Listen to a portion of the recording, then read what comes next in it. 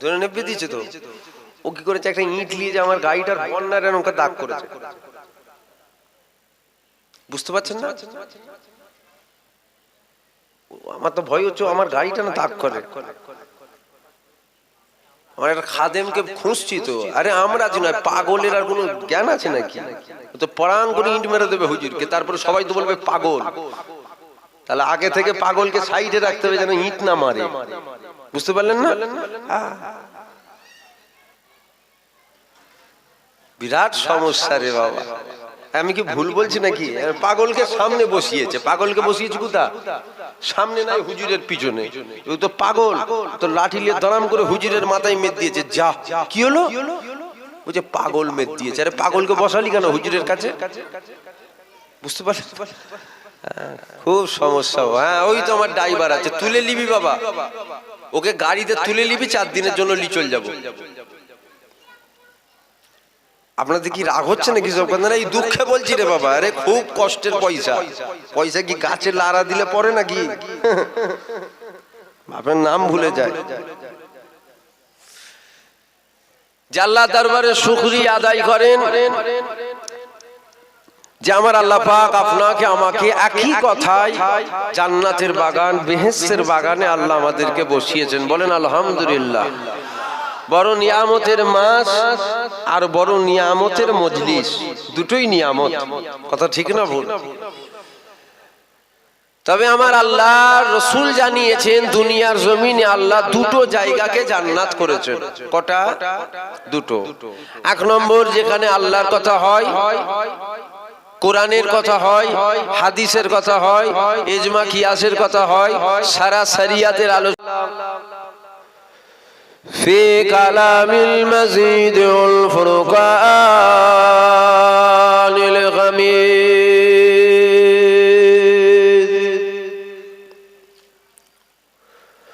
كل نفس ذائقة الموت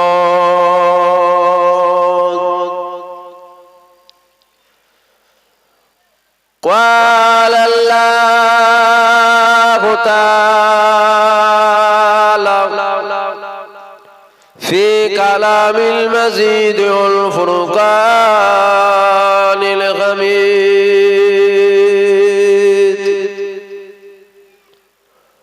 وما أرسلناك إلا رحمة للعالمين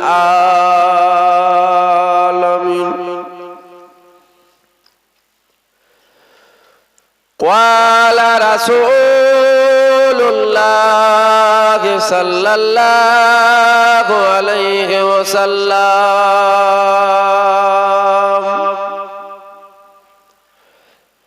اتقوا فراسة المؤمنين فإنه ينظر بنور الله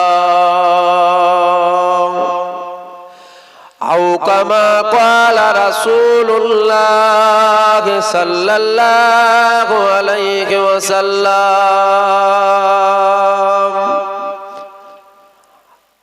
أول ما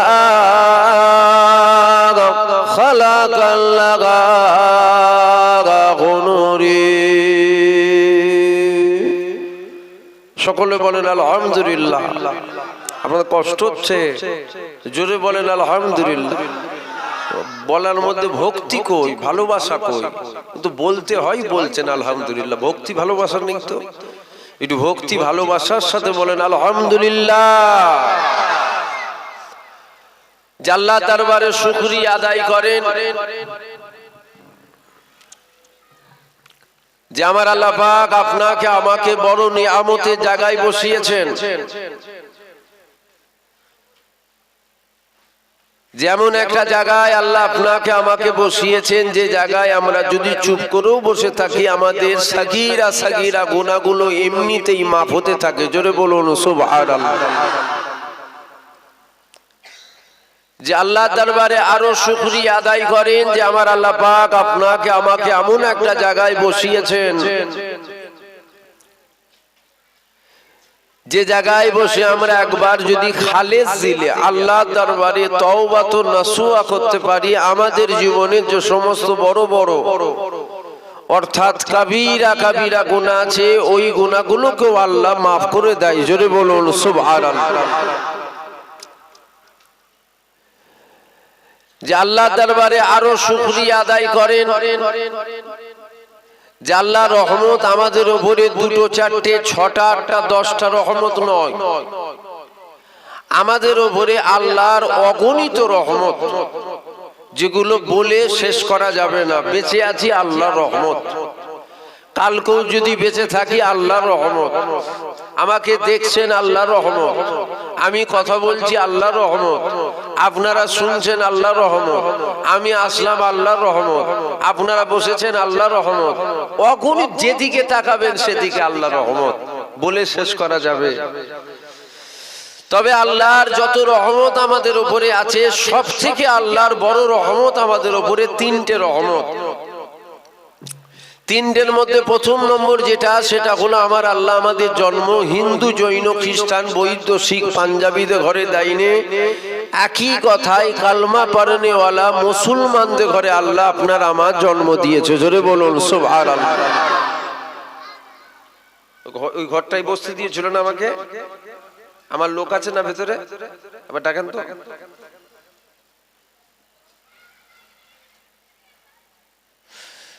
যে আল্লাহর এটা একটা বড় রহমত যে আল্লাহ আমাদেরকে মুসলমান ঘরে পাঠিয়েছেন। কথা ঠিক না ভুল? আর একটা বড় রহমত যে আমার আল্লাহ পাক আমাদের ঈসা নবী মুসা নবীর উম্মত করেন না, ইব্রাহিম নবী ইসমাইল নবীর উম্মত করেন না, যেখানে সমস্ত নবীরা কেঁদেছিলেন আল্লাহ নবী নয় আখিরি নবীর উম্মত করে দেন। আল্লাহ কাউকে করলেন না, আল্লাহ আপনাকে আমাকে ওই আখিরি নবীর উম্মত করেছে। জোরে বলুন সুবহানাল্লাহ। এটাও ছোট রহমত নয়, এটাও কি বড় রহমত। আর একটা বড় রহমত যে আমার আল্লাহ কুকুর বিড়াল গরু ছাগল করেন নে, সৃষ্টির সেরা আশরাফুল মখলুকাত মানুষ করে দুনিয়া জমিনে আপনাকে আমাকে পাঠিয়েছে। জোরে বলুন সুবহানাল্লাহ। দেখেছে ও ঘরে আমার লোক বসে আছে, কই একজনকে ডাকতে বলেন না, পরে খাবে, একজনকে ডাকুন।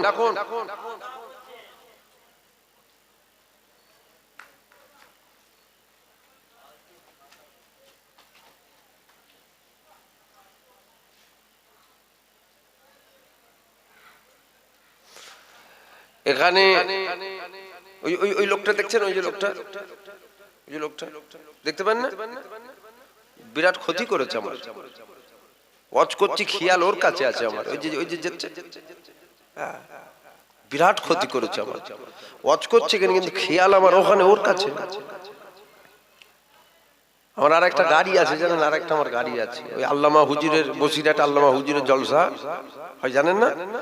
ওইখানে জলসায় গেলাম, তো স্টেজে উঠে লাফাচ্ছে। ও তো লাফানো অভ্যেস, বুঝতে পারছেন না কার কথা বলছি? বুঝতে পারছেন তো? ও তো লাফানো অভ্যেস। আমি চোখে ধরে নেবিয়ে দাও, ধরে নেবিয়ে দিয়েছে। তো ও কি করেছে, একটা ইট নিয়ে যে আমার গাড়িটার বন্যারে নৌকা দাগ করেছে। বুঝতে পারছেন না? আমার তো ভয় হচ্ছে আমার গাড়িটা না দাগ করে। আমার একটা খাদেমকে খুঁজছি তো। আরে আমরা আছি না, পাগলের আর কোনো জ্ঞান আছে নাকি? তো পরাণ করে ইট মেরে দেবে হুজুরকে, তারপরে সবাই তো বলবে পাগল। তাহলে আগে থেকে পাগলকে সাইডে রাখতে হবে যেন ইট না মারে। বুঝতে পারলেন না? বিরাট সমস্যা রে বাবা। আমি কি ভুল বলছি নাকি? পাগলকে সামনে বসিয়েছে। পাগলকে বসিয়েছে কোথা? সামনে নাই, হুজুরের পিছনে। ও তো পাগল, তো লাঠি নিয়ে দড়াম করে হুজুরের মাথায় মেদ দিয়েছে। যা কি হলো? ওই যে পাগল মেদ দিয়েছে। আরে পাগলকে বসালি কেন হুজুরের কাছে? বুঝতে পারলি? খুব সমস্যা। হ্যাঁ, ওই তো আমার ড্রাইভার আছে, তুলে নিবি বাবা, ওকে গাড়িতে তুলে নিবি, 4 দিনের জন্য চল যাবো। আপনাদের কি রাগ হচ্ছে নাকি সব কথা? না, এই দুঃখে বলছি রে বাবা। আরে খুব কষ্টের পয়সা। পয়সা কি গাছে লাড়া দিলে পরে নাকি? আপনার নাম ভুলে যায়। যে আল্লাহ দরবারে শুকরিয়া আদায় করেন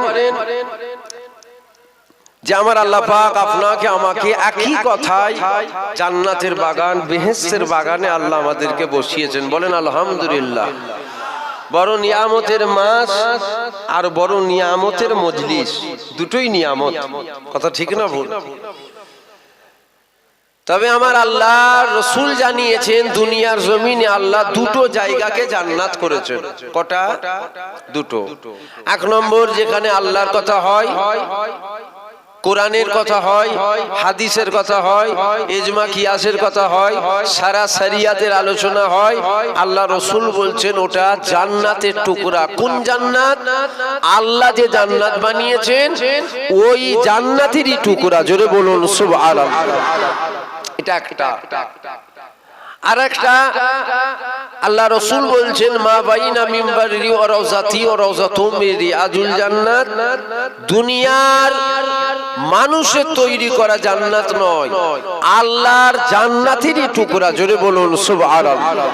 এবার আপনারা বলুন, কখনো কি কোন আলেম উলামা মুলি সাহেব, পীর সাহেব, হাজী সাহেবের মুখে আপনারা শুনেছেন আল্লাহ যাকে একবার জান্নাত দেবে আবার তাকে জান্নাত থেকে বার করে জাহান্নাম দেওয়া হবে?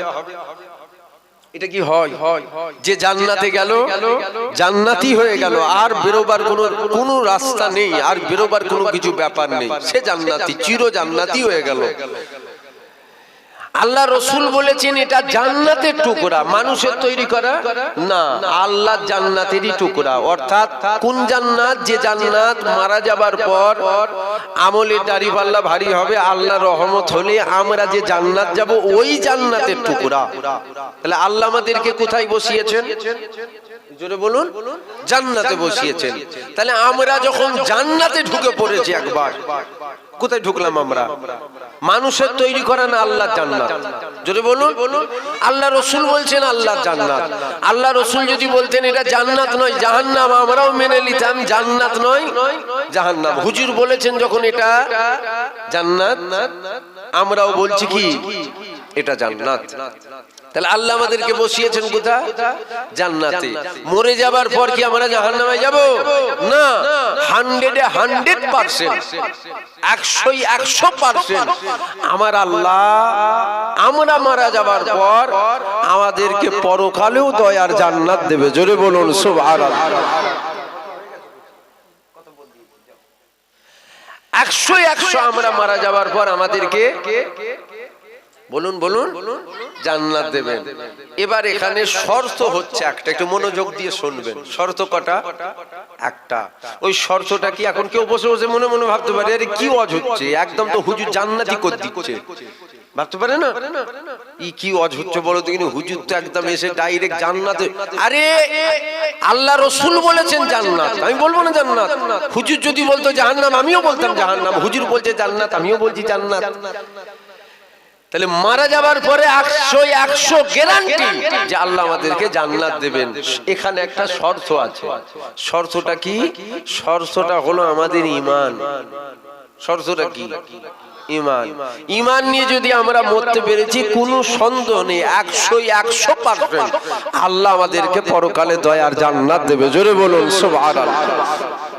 এবার যদি মরার আগে আমরা বেঈমান হয়ে যাই তাহলে তো আর জান্নাত নয়।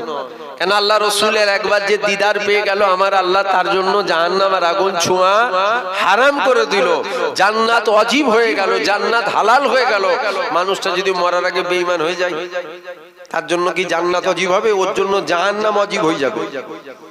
ওর জন্য জাহান্নাম আর আগুন যেমন হারাম ছিল, যখন ও বেঈমান হয়ে গেছে ওর জন্য জান্নাত হারাম হয়ে গেছে। শর্ত কি? শর্ত হলো ঈমান। এবার ঈমান আর আমল দুটো এক জিনিস না দুটো আলাদা? আমার কথা আপনারা বুঝছেন কি? আপনাদেরকে অসুবিধা হচ্ছে আমার আলোচনায়? একটু মনোযোগ দিয়ে শুনুন, এই অজগুলো শোনার দরকার। কেন আপনারা আমার জামানার মুজাদ্দিদ দাদা হুজুরের মুরিদ। আল্লাহ পবিত্র কোরআন শরীফের মধ্যে বলছেন, কু আনফুসুকুম ওয়া আলাইকুম নার, নিজে বাঁচো, আহলে বাইত বর্গ পরিবারকে বাঁচাও। আপনারা আমাদের পরিবার হন। আমাদের বাড়িটা হয়তো একটু দূরে, কিন্তু আমাদের আত্মীয়তা একদম কাছে। এটা মানেন তো? দাদা হুজুর বলেছে দুটো আওলাদ, একটা রুহানি একটা জিসমি। আমরা জিসমি, আপনারা রুহানি। আপনারা আমাদের পরিবার হন, বাড়িটা আমাদের দূরে। তাহলে দুনিয়াতে আমরা যেমন একসাথে আছি, আল্লাহর জান্নাতে একসাথে থাকবো না? বলেন ইনশাআল্লাহ। আল্লাহর জান্নাতে যেতে গেলে কি লাগে? ঈমান লাগে। কি লাগে? ঈমান লাগে। ঈমান আর আমল দুটো এক না দুটো আলাদা? কিছু মানুষ বলছেন এক, কিছু মানুষ বলছেন আলাদা। না, দুটো এক নয়, দুটো আলাদা। ঈমান একটা আলাদা পার্ট, আর আমল এটা একটা আলাদা পার্ট। নামাজ পড়াটা আমল, রোজা রাখাটা আমল, হজ করাটা আমল, যাকাত দেওয়াটা আমল, দান খায়রাত করাটা আমল, টুপি পরাটা আমল, মুখে দাড়ি রাখাটা আমল, হক হালালে থাকা আমল, বাপ মায়ের খেদমত করা আমল, হারাম থেকে দূরে থাকা আমল, হালাল বলা, হালাল দেখা, হালাল শোনা, এগুলো কি আমল। এবারে এই আমলগুলো কারা করবে? বেঈমান করবে না ঈমানদার করবে? এগুলোর সাথে ঈমানের কোনো স্বাদ নেই। আমার কথা বুঝছেন তো? এগুলোর সাথে ঈমানের কোনো স্বাদ নেই। এগুলো করলে নেকি হয়। কারা করলে নেকি হবে? ঈমানদার করলে নেকি হবে। ঈমানদার কারা? বুখারী শরীফের হাদিস, লা ইউমিনু আহাদুকুম হাত্তা আকুনা হাব্বা ইলাইহি মিন ওয়ালিদিহি ওয়া ওয়ালাদিহি ওয়ান নাসি আজমাইন। হাদিসটা মুসলিম শরীফে এসেছে। দুটো হাদিসেরই একটাই দিক, টাকা পয়সা, ধন দৌলত, জায়গা জমি, ঘরবাড়ি, স্বামী স্ত্রী, সব কিছুর থেকে, এমনকি জান ও মালের থেকে, অর্থাৎ ধন সম্পদের থেকে। দুটো থেকে বেশি আল্লাহ আল্লাহ রসুলকে বেশি মহব্বত করতে হবে, বেশি প্রেম করতে হবে, বেশি আদব করতে হবে, বেশি বেশি ভালোবাসতে হবে। এখানে আমাদের ঈমান আছে। কতটা বুঝছেন?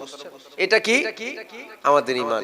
আপনি যখন এইটা করে নিয়েছেন, আপনি ঈমানদার হয়ে গেছেন। এবার আপনার জন্য ডিউটি আছে। কি করতে হবে? নামাজ পড়তে হবে।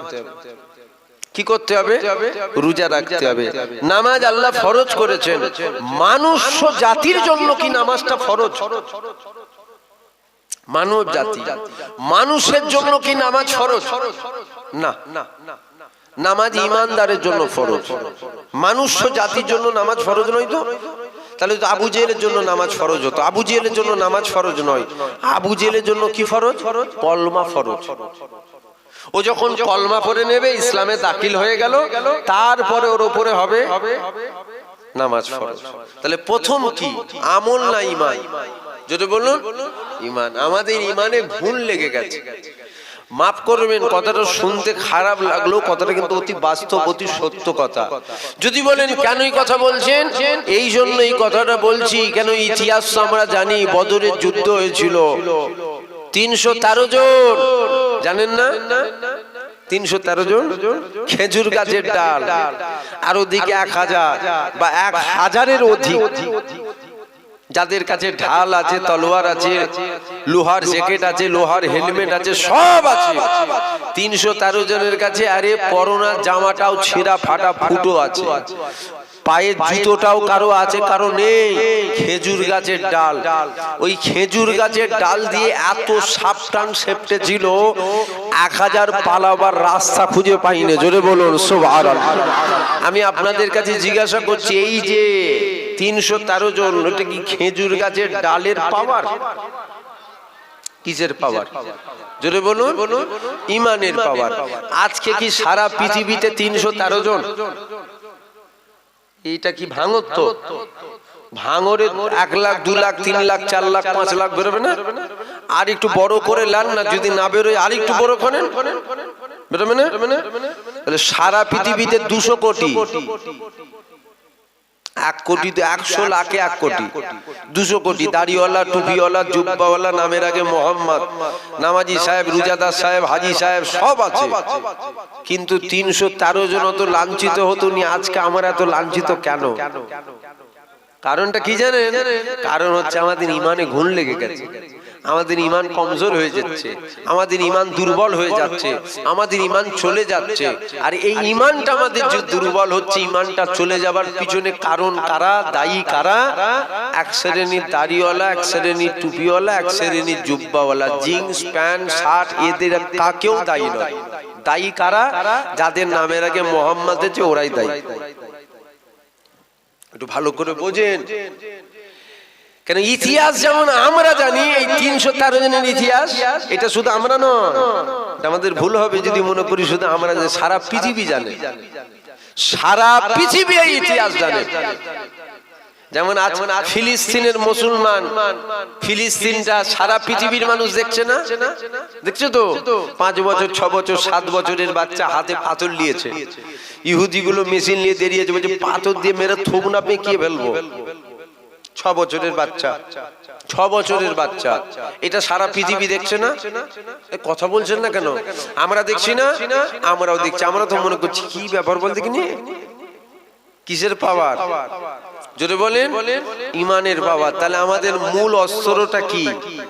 ইমান। ইমানটা যদি আমাদের দুর্বল হয়ে যায়, আমরা কেঁদে মরবো, দোয়া কবুল হবে না। ইমানদার হাত তুলতে দেরি হবে, আল্লাহর কবুল করতে দেরি হবে না। জোরে বলুন সুবহানাল্লাহ। তাই সারা পৃথিবীতে একটা চক্রান্ত চলছে আমাদের ইমান। সব ইমানটাই নষ্ট করে দাও, সব আছে, ইমান নষ্ট করে দাও। দাড়ি ছেঁচে দিলে দেখা যায়, দাড়ি ছেঁচে দিলে দেখা যায় দাড়িটা ছেঁচে দিয়েছে। নামাজ ছেড়ে দিলে দেখা যায় নামাজটা পড়ে নে। রোজা না রাখলে দেখা যায় রোজাটা রাখে নে। ইমান চলে গেলে দেখা যায় না যে ইমানটা চলে গেছে। কথাটা বুঝতে পারছেন কি? ইমান চলে গেলে দেখা যায়। মুসলমান করেছে মেরা বারা তরুণীরা,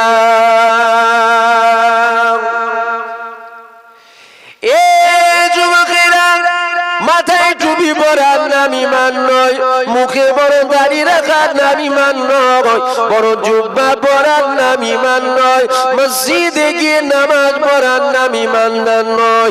এ ছেলেরা, যুবকেরা, ইমানটা ইউনিফর্মে নয়, ইমানটা আপনার আমার দিলে রয়েছে। এ ছেলেরা, যুবকেরা, তাই তো ইমামে আজমকে জিজ্ঞাসা করা হয়েছিল, ও ইমামে আজম, আপনি বলেন আপনার দাড়ির দাম বেশি না আমার ছাগলের দাড়ির দামটা বেশি?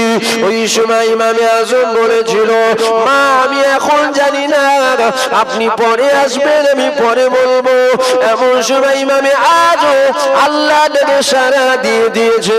ইমামে আজমের লাশটাকে নিয়ে যাওয়া হচ্ছে, আর ওই ইহুদি মহিলা বলেছিল এটা কার লাশ? ইমামে আজমের সাথী সঙ্গীরা বলেছিল এটা হলো ইমামে আজমের লাশ। ওই সময় ইহুদি মহিলা বলেছিল লাজার করাও, কেননা তোমাদের ইমাম কথা দিয়েছে বলবে ও দাড়ির দাম বেশি না আমার ছাগলের দাড়ির দাম বেশি।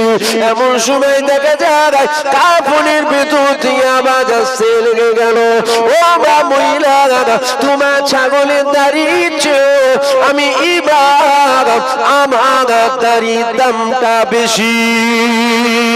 আরো জোরে বলুন সুবহানাল্লাহ। ওই মহিলা জিজ্ঞাসা করেছিল এটা আগে বললেন না কেন? ওই সময় ইমামে আজম বলেছিল আমি আগে জানতাম না আমি ইমান নিয়ে মরবো নাকি, কেননা আজ আমি ইমান নিয়ে মরতে পেরেছি। তোমার ছাগলের দাড়ির চেয়ে আমি ইমান আমার দাড়ির দাম বেশি হয়েছে। এটা মূল নয়, ছাগলের মুখও আছে, বুঝতে পারছেন না? এটা ছাগলের মুখ। আমার কথা কি, ভাষা কি খারাপ লাগছে নাকি আপনাদের? এটা ছাগলের মুখে আছে না নেই? আপনারাই বলেন না। নেই? আছে। সব দাড়ি সুন্নাত নয়, সব দাড়ি সুন্নাত নয়। ইমানদারের মুখের দাড়ি সুন্নাত, বেঈমানের মুখের দাড়ি ছাগলের দাড়ির সাথে কোনো ফারাক নেই। ওর থেকে ছাগলেরটা দাম আছে তো ওর দাম নেই।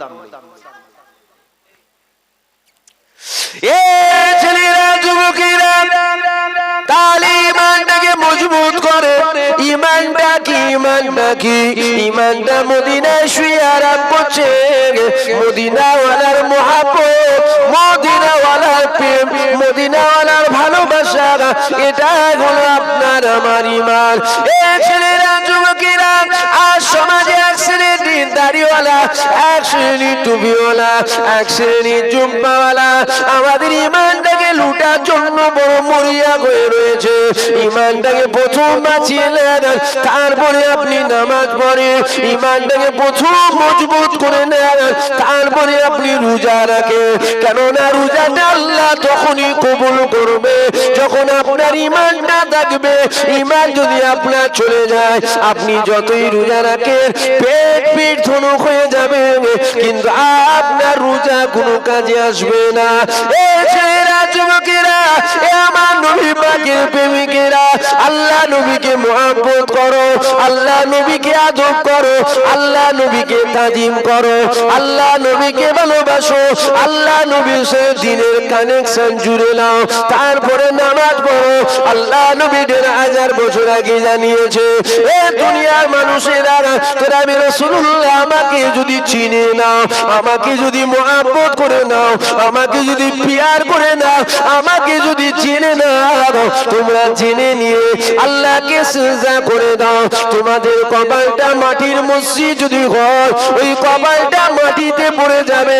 তোমাদের কপালটা মার্বেলের মসজিদ যদি হয়, ওই কপালটা মার্বেলে পড়বে। তোমাদের কপালটা টাইলসের মসজিদ যদি হয়, ওই কপালটা টাইলসে পড়ে যাবে। তোমাদের মসজিদটা যদি মখমলের হয়, ওই কপালটা মখমলের উপরে পড়ে যাবে।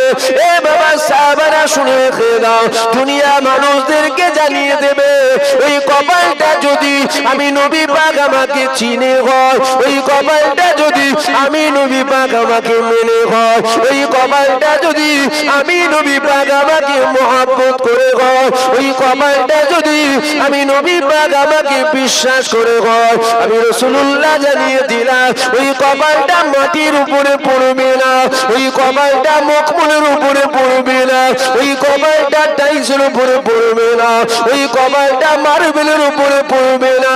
আমি রাসূলুল্লাহ জানিয়ে দিলাম, ওই কপালটা আল্লাহ পাকের কুদরতি কদমে পড়ে যাবে। ইমানদারের সেজদা, কার সেজদা? জোরে বলেন, জোরে বলেন। হ্যাঁ, ইমানদারের সেজদা।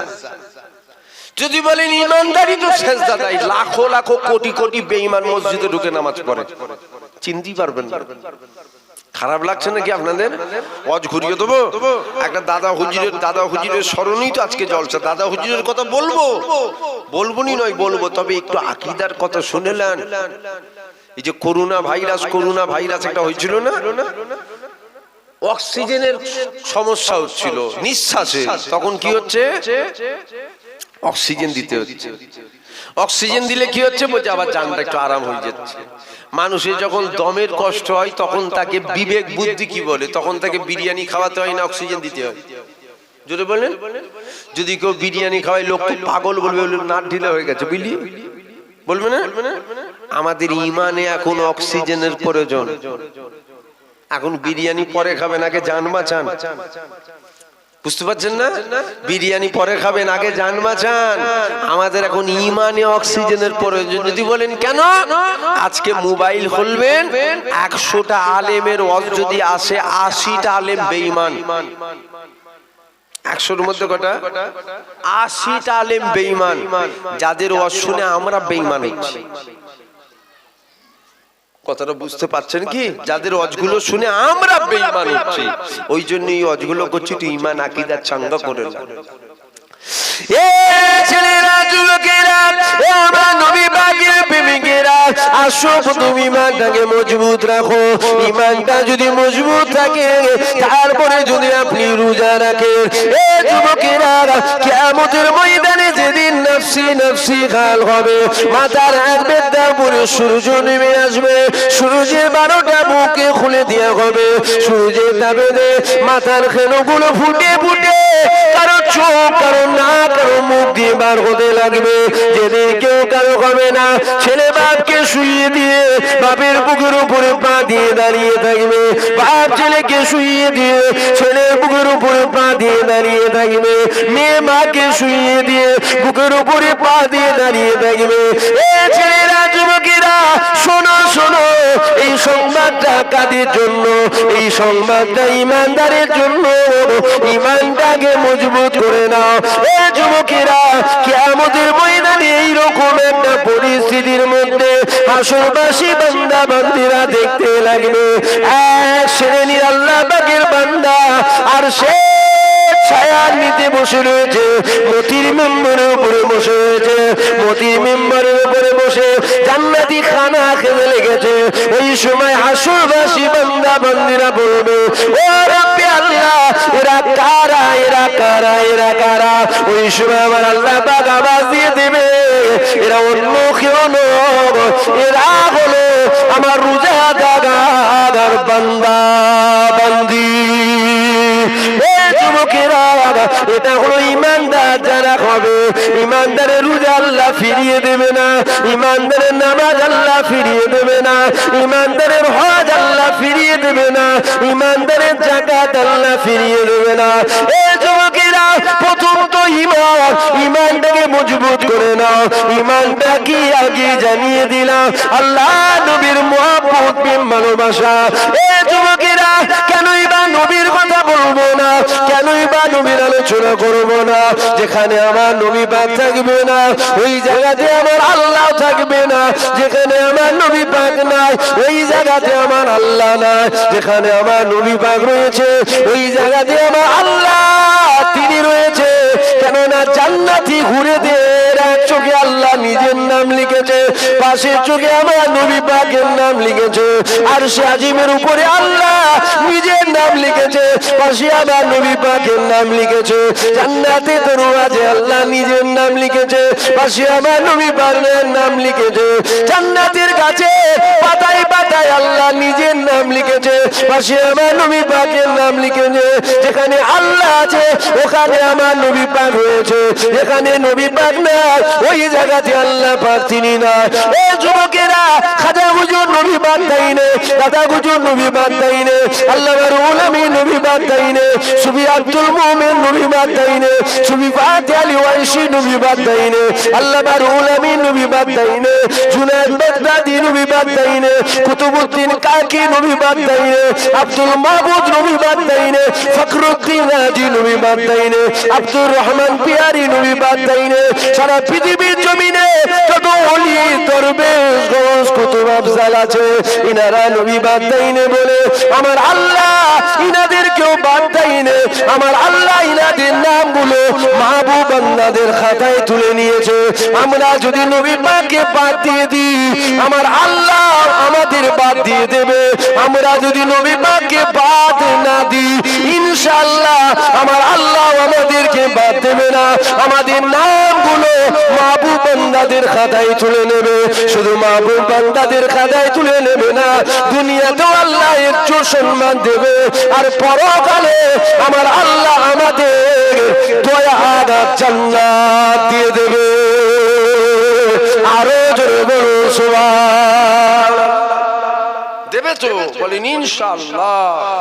নবী বাদ দিয়ে দিলে সব বাদ, নবী যদি থাকে সব থাকবে, বলেন ইনশাআল্লাহ। নবী বাদ দেবেন না, নবী রাখবেন। বাংলাদেশ, বাংলাদেশ বেশি দূর তো নয়, আমাদের তো পাশে। প্রকাশ্য ওয়াজ করতে করতে বলা হচ্ছে আমার নবীর মুখ থেকে দুর্গন্ধ বেরোতো। কি বলবেন? সুবহানাল্লাহ বলবেন? জোরে বলুন। আমার নবীর মুখ থেকে গন্ধ বেরোতো। কে বলছে?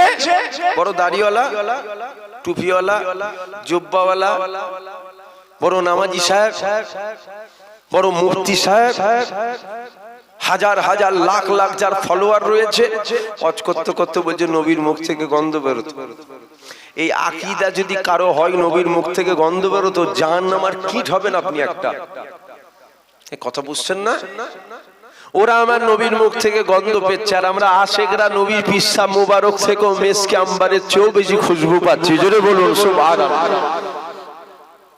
এখন যদি বলেন এইসব কথা বলার দরকার কি আছে, আপনি একটু ধরুন না, একটা ঘটনামূলক ধরলেন, ঝামেলা মিটে যাবে। আব্বা ওইটা করে করি সমাজে এই ফিতনাগুলো ছড়িয়ে গেছে। আমাদের যদি ঈমানটা চাঙ্গা হতো তাহলে এত সমাজের ফিতনা হতো না। এই কথা বুঝতে পারছেন না?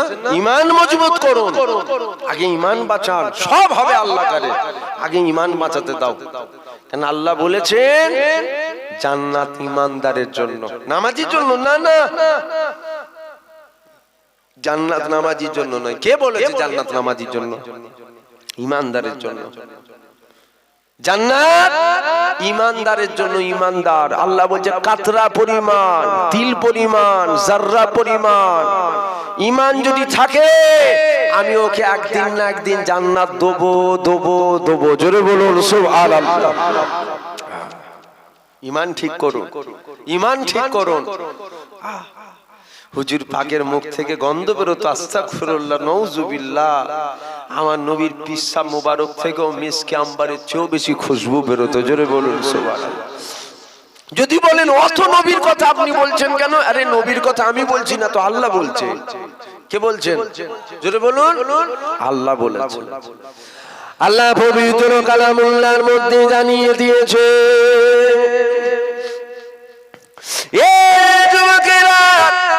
নবীর কথা আমি বলছি না, নবী পাকের কথা আল্লাহ পাক তিনি নিজে বলেছে। আমার আল্লাহ কি বলেছে? আল্লাহ পাক পবিত্র কালামুল্লাহর মধ্যে জানিয়ে দিয়েছে, রাফানা লাকা যিকরা, আমার নবী পাকের জিকিরের সম্মান কি আমার আল্লাহ পাক কোন উঁচু মাকাম দিয়েছে।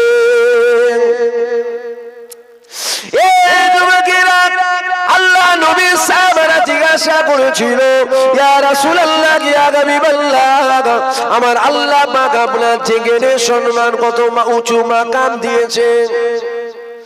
আল্লাহ নবী ওই সময় জানিয়েছিলেন, বাবা সাহাবারা শোনো, আমি নবী পাক আমার আলোচনা কেউ যদি করে ও প্রকৃতপক্ষে আমার আল্লাহ গার আলোচনা করে নিল। আমার নবীর আলোচনা আল্লাহ নিজের আলোচনার সাথে তুলনা করেছে। জোরে বলবেন না সুবহানাল্লাহ। শুনুন, পানিগুলো ছুটছো কেন? লিয়েছে দিয়ে দাও না, লিয়েছো পেটিগুলো লি চলে এসো। দরুদ শরীফ আল্লাহুম্মা, ছড়েন না পানি, পানি ছুটছেন কেন?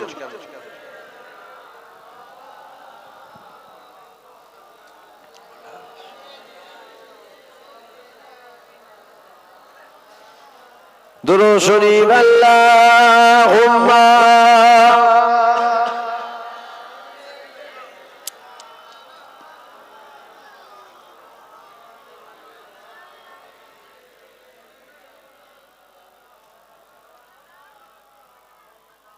কি বলছেন? নবীর কথা বাদ দিয়ে তোমার না একটু বলবো, অসুবিধা হচ্ছে না তো? নবীর কথা, নবীর কথা শুনে ইমানদারদের কোল যে খুশিতে বাগ বাগ হয়ে যায়। আমার হুজুরের কথা ঠিক না বলবো? নেতার কথা শুনলে সে নেতাকে যারা মহব্বত করে তার খুব ভালো লাগে। আপনার নেতা আছে, আপনার নেতার কথা যদি আমি বলিও, আমার নেতার কথা হচ্ছে, আমার নেতার কথা হচ্ছে, বলছে আমার নেতার চরিত্র ফুলের মতো পবিত্র। আমার নেতার কথা হচ্ছে, দিন দুনিয়ার বাদশার কথা হচ্ছে। জোরে বলবেন না সুবহানাল্লাহ। নেতাদের নেতার কথা হচ্ছে। জোরে বলবেন না সুবহানাল্লাহ। শুনবেন না? নেতা আপনাদের নয়,